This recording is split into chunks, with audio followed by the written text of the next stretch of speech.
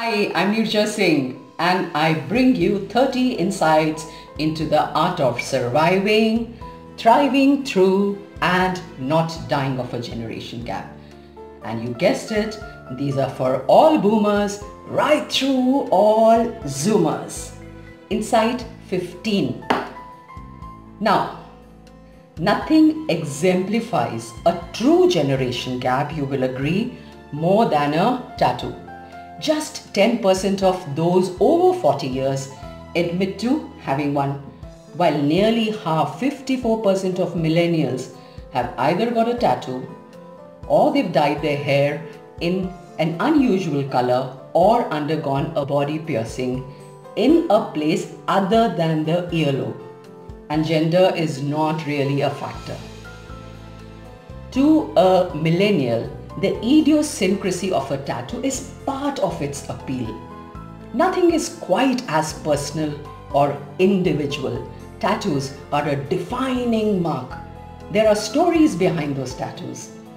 Most tattoos have meaning, and generally, it will represent an important moment in a person's life. Try asking. Ask a boomer though, they are innately wary of tattoos. They tend to think that the wearer is a rebel or is trying to make a statement.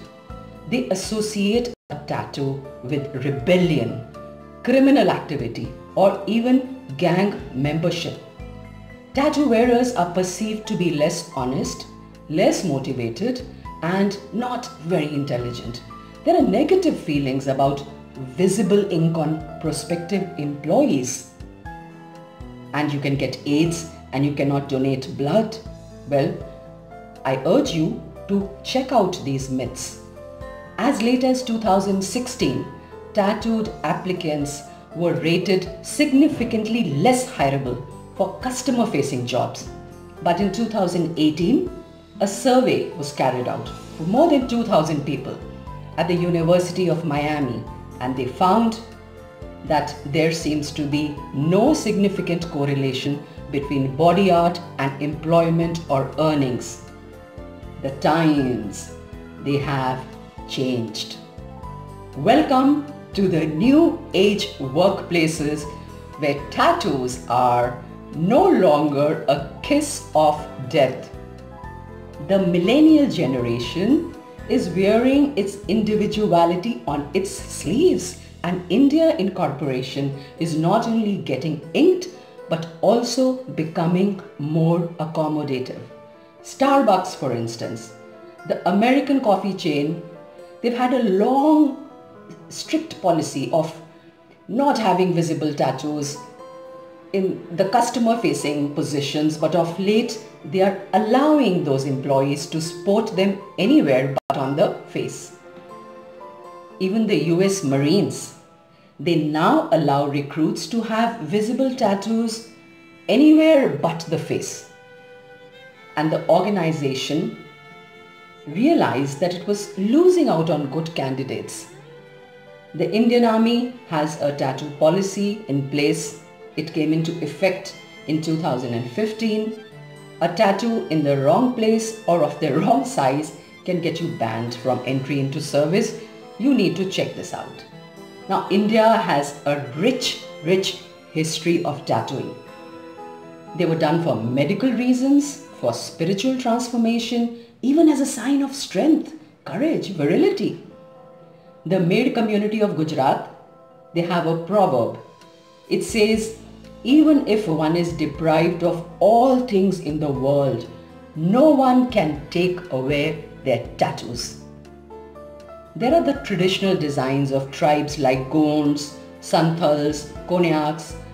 These were vanishing, but they are being revived by some in the urban tattooing community to a small extent.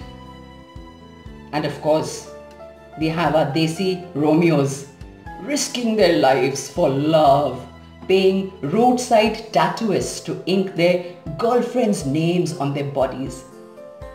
Images of gods are of course the other favorite. Interestingly, there's a story of an urban millennial who bartered her way through Europe for 2 months, making hand-poked tattoos in exchange for food, accommodation, transport, and even a second-hand phone when she lost hers in Berlin. However, there is one boomer who really does not find tattoos attractive. Guess who? Until 2015, he owned the Miss Universe organization. I don't understand what's going on with the tattoos. I would certainly not want it.